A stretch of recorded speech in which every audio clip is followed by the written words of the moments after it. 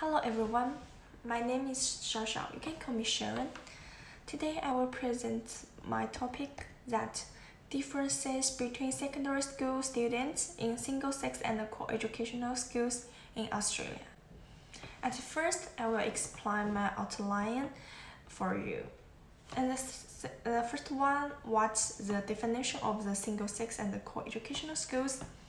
As we know, if you in a single-sex, just like the forward meaning, you only have a classmate, just boys or girls, and the co-educational school means you can get every gender classmate, boys and girls. You can mix in one classroom to study.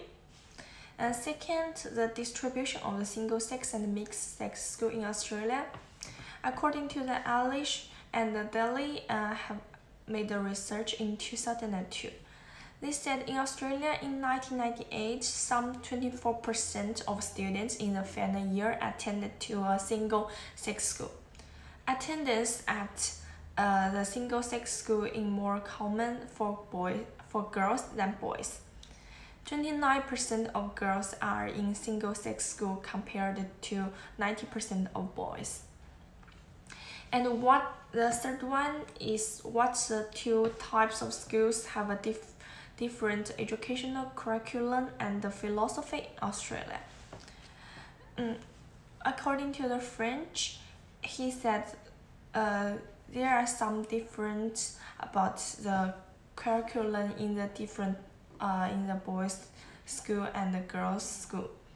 In boys' school more science, design, technology, and mathematics. More this curricula and in their class, and in girls' school more traditional class like English, drama, and art. And then I will introduce some details about my presentation about the differences between the students from those schools were investigated. And it's divided into academic achievements, gender equality, school signification, and values. At first, the academic achievement means it's upwards in the achievement of different subjects. The teacher make the research always think in the mixed educational school, the boys have a better grade of science and computer, for the English, and the girls is better than boys in math, science, computer, and the technology. But the real performance data set not too many differences. But we can see some philosophy. It's the girls only group have a cooler, supportive atmosphere in just only girls classroom. Maybe it's better for their academic grade. And for the meaning for the gender equalities, historically single-sex school just only designed for the male.